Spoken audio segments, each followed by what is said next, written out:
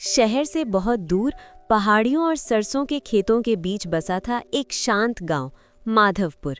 गांव छोटा था लेकिन दिलों से बहुत बड़ा। उसी गांव के किनारे एक पुराना कच्चा घर था जिसमें रहते थे धर्म काका और उनकी पत्नी सीता काकी। धर्म काका की पहचान पूरे इलाके में सिर्फ एक वजह से थी। वे हफ्ते में सिर्फ रविवार को अपना मशहूर देसी खिचड़ा बनाते थे। बाकी दिन वे साधारण किसान की तरह खेत में काम करते, लोगों की मदद करते और शाम को चौपाल में बैठकर हंसी मजाक करते। लेकिन रविवार गांव का त्योहार होता था। रविवार की सुबह सूरज निकलने से पहले ही धर्म काका उठ जाते। सबसे पहले वे कुएं से ताज़ा पानी भरते, फिर आंगन के बीच बने मिट्टी के चूल्हे में लकड़ियां सजाते। सीता काकी चुपचाप चावल और दाल साफ करने बैठ जाती। आज भी वही रविवार था। सुनते हो जी, इस बार थोड़ा ज्यादा बना लो। पिछली बार आधे लोग खाली लौट गए थे। अरे भाग्यवान, खिचड़ा ज्यादा बनाने से स्वाद नहीं बढ़ता, स्वाद इंतजार में होता है। धर्म काका 5 तरह की दालें मिलाते थे, मूंग, मसूर, उड़द, चना और अरहर, साथ में बासमती चावल। वो कहते थे जैसे गांव में हर तरह के लोग मिलकर रहते हैं, वैसे ही इस खिचड़े में भी सबका मेल जरूरी है। दाल और चावल को बड़े लोहे के भगोने में डालकर वे धीमी आंच पर चढ़ा देते। फिर शुरू होता उनका असली कमाल, ताज़ा मसाले। देखो अम्मा, मसाला जितना ताज़ा होगा, खुशबू उतनी सच्ची होगी। खुशबू तो ऐसी है कि आधा गांव खुद चलकर आ जाएगा। करीब 2 घंटे तक खिचड़ा धीमी आंच पर पकता रहा। बीच बीच में धर्म काका लकड़ी की बड़ी कलछी से उसे चलाते। फिर उन्होंने देसी घी में जीरा, लहसुन, हींग और सूखी लाल मिर्च का तड़का लगाया। छन की आवाज के साथ खुशबू पूरे गांव में फैल गई। अरे बाबा, तैयार हो गया क्या? मुझे सबसे पहले देना। अरे धीरे धीरे सबको मिलेगा, धक्का मत दो। जैसे ही दोपहर के 12 बजे लोग थालियां लेकर कतार में खड़े हो गए। कोई परिवार सहित आया था, कोई साइकिल पर, कोई बैलगाड़ी से। धर्म काका सबको प्यार से परोसते, एक कटोरी खिचड़ा, ऊपर से 1 चम्मच घी और साथ में अचार। वाह काका, ये तो लाजवाब है। आप रोज क्यों नहीं बनाते? अगर रोज मिलेगा तो रविवार का मजा कहाँ रहेगा।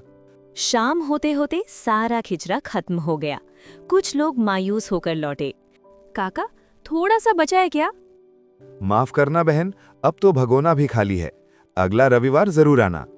रात को जब सब शांत हो गया, धर्म काका और सीता काकी खाट पर बैठे बातें कर रहे थे। सुनते हो, क्यों ना एक ढाबा खोल लें? रोज यही खिचड़ा बेचेंगे तो आमदनी भी होगी। नहीं अम्मा, अगर रोज बनाएंगे तो ये खास नहीं रहेगा। स्वाद का जादू इंतजार में है। अगले दिन धर्म काका गांव की चौपाल पर बैठे थे। तभी एक नौजवान आया। काका, मैं शहर में छोटा सा होटल चलाता हूँ। आपका खिचड़ा चखा है। अगर आप रेसिपी बता दें तो मैं आपको बहुत पैसे दूंगा। पैसों से स्वाद नहीं मिलता बेटा। लेकिन काका, स्वाद तो मसालों से आता है ना? नहीं बेटा, स्वाद आता है धैर्य से, लकड़ी की आंच से और लोगों के प्यार से। क्या तुम्हारे होटल में ये सब मिलेगा? नौजवान चुप हो गया। उसने सिर झुका लिया और बिना कुछ कहे चला गया। कुछ महीनों बाद एक रविवार खास था। उसी दिन से धर्म काका ने खिचड़ा बनाना शुरू किया था।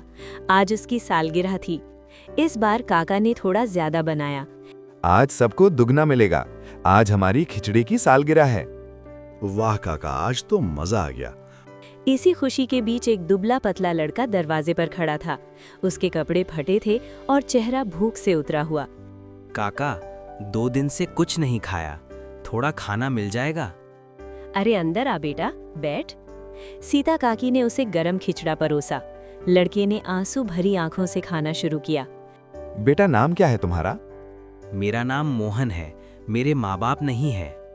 अगर हम कहें कि आज से तुम हमारे बेटे हो तो? सच काका? हाँ बेटा, भगवान ने तुम्हें हमारे पास भेजा है। उस दिन से मोहन उसी घर में रहने लगा। धर्म काका ने उसे खिचड़ा बनाना सिखाना शुरू किया। याद रखना बेटा, मसाले से ज्यादा जरूरी है मन का साफ होना। मैं वादा करता हूँ काका, इस स्वाद को कभी मिटने नहीं दूंगा। समय बीतता गया। मोहन बड़ा हुआ। अब वो भी रविवार को खिचड़ा बनाता। धर्म काका पास खड़े मुस्कुराते रहते। गांव में अब भी वही रिवाज था, खिचड़ा सिर्फ रविवार को। धर्म काका का स्वाद अब मोहन में भी आ गया है। स्वाद मेरा नहीं, इस गांव के प्यार का है। इस तरह माधवपुर में रविवार सिर्फ एक दिन नहीं रहा, वो इंतजार, अपनापन और धैर्य का प्रतीक बन गया। और लोगों ने सीखा, जो चीज़ रोज मिलती है वो आम हो जाती है, लेकिन जो इंतजार के बाद मिलती है वही खास बनती है।